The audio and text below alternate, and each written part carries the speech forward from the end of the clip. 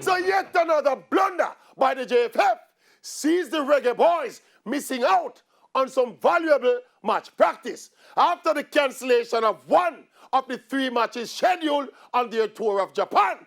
This is after some mishaps with the COVID testing procedures, which caused the arrival of all the England-based players to be delayed until Wednesday.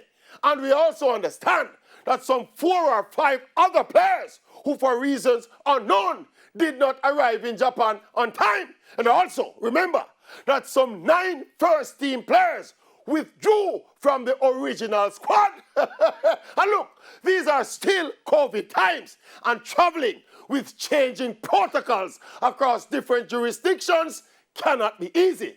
But it no matter how we twist and we turn it, this is still another bungling by the JFF.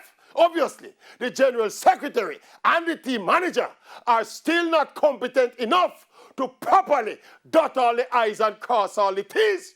And again, people, we're heading into the World Cup qualifying campaign where we need to get these things right.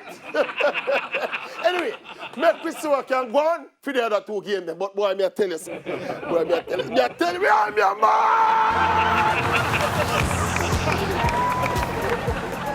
Sports commentary.